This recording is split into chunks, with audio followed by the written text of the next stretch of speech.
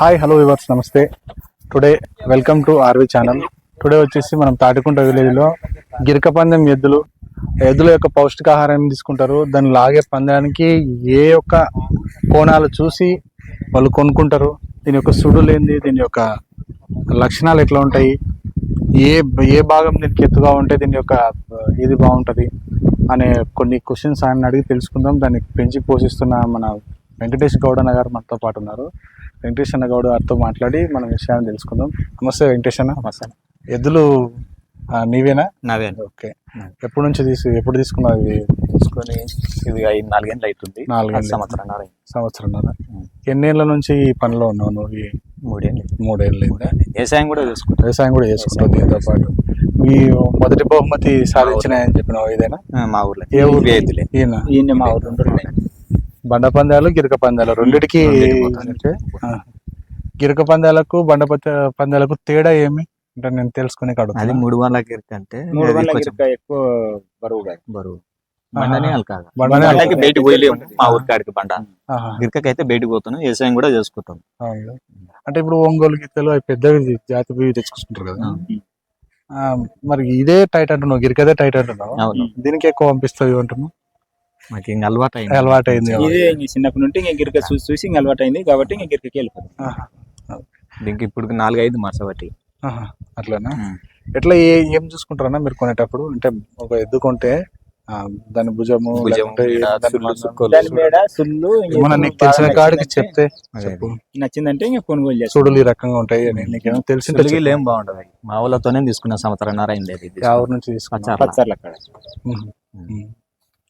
ఒంగోలు జాతి కాదా? ఒంగోలు జాతిలో చిన్న రకం ఏమంటారు దీన్ని? ఒంగోలు జాతి కాకపోతే అంత ఒంగోలు జాతి అంత ఎత్తు లేవన్నమాట, కొద్దిగా సన్న ఉండదు. ఇంతకన్నా ఒంగోలు జాతిని గుర్తుపట్టేది మచ్చలు. ఎట్లా గుర్తుపట్టుకుంటారు? అది ఇంకా కొంచెం సైజు తిండి ఎక్కువ పెడతారు కాబట్టి పెద్దగా ఏం లేదు. మన పందాలు ఉన్నప్పుడు ఒకటే తిండి పెట్టుకుంటాం. ఎక్కువ వ్యవసాయానికి యూజ్ చేస్తారు. వ్యవసాయానికి అవి ఎంత రేటు పడతాయి? ఇవి కూడా దాదాపు అంత రేటు పడతాయి. తక్కువ పడతాయి. వాళ్ళు ఏమంటే ఇంకా అదే పని మీద ఉంటారు కాబట్టి వాళ్ళు ఇంకా పుట్టపటికి మనం పొద్దున మేత వేస్తాము, ఇంకా మధ్యాహ్నం వస్తాం నీళ్ళు ఆపుతాము. పంద్యాలకు అనేది సేద్యం కూడా చేసుకుంటాం. పంద్యాలు ఇట్లా పనులు లేనప్పుడు పంద్యాలకు పోతాం. బండ మాత్రం మా ఊర్లో ఒకటే, బయట పోలే. దానికి ఆహారం ఏమేమి ఇస్తారు? సద్దలు బాగా ఇష్టపడి తినే ఆహారం. సద్దలు ఉడకబెట్టి పెడతాం. పొద్దున ఉడికించి పెడతారు. సద్దలు ఒకటేనా?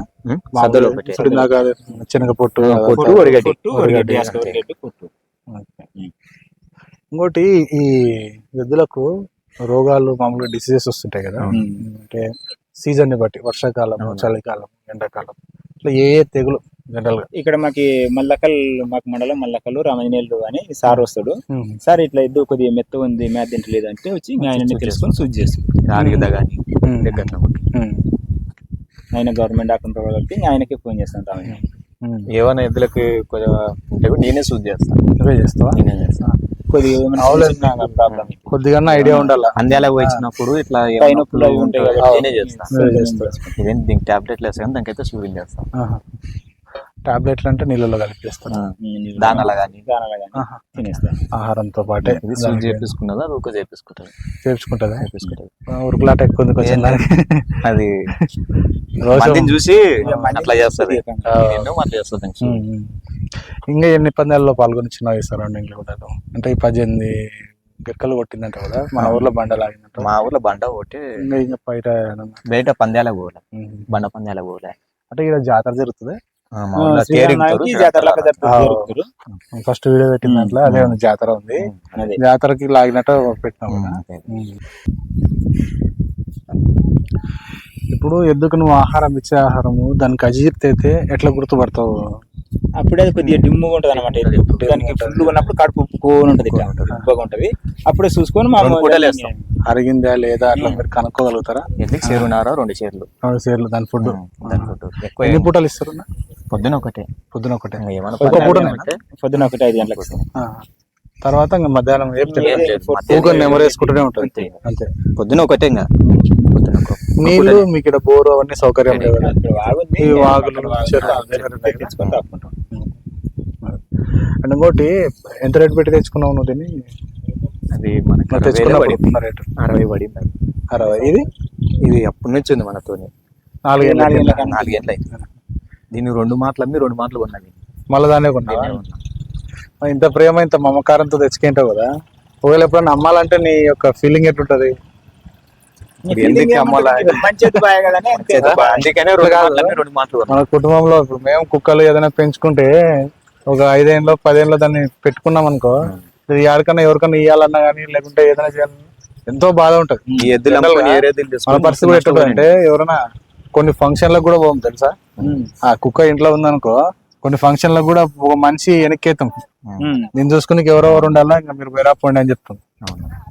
ఏడన్నా పెట్టాలంటే పెట్టి రాలేం, దానికి ఏమైనా అవుతుందో ఇంట్లో కట్టేసి రాలేం, ఎంబడ తీసుకొని పోలేం, బస్సులకు తీసుకుపోలేము, రైళ్ళకి తీసుకుపోలేము, బండ్ల మీద ఎక్కించుకోలేము. అట్లా వీటి మీద కూడా మీకు అంత మక్కువ అంత ఇష్టం ఉంటది కదా? ఎద్దులు అంటే ఇప్పుడు చదువుతున్నావు ఎవరు బట్టి ఎవరు కానీ నేను లేకుంటే కూడా ఎవరైనా నీళ్ళు ఆపుతారు, ఎవరికైనా ఇట్లా కట్టిస్తే కూడా చేనుల పక్కల అందరూ గెడాలు కొట్టుకుంటారు. మనం ఎక్కడైనా పని పోతాడు మళ్ళీ వచ్చి కట్టేసి మేత వేసిపోతారు. మామూలుగా ఎద్దు వయసు కాలం లెక్కేసుకుంటే కదా ఎన్నేళ్ళ వరకు ఇది బతుకుతుంది అనేది మీకు ఐడియా ఉందా?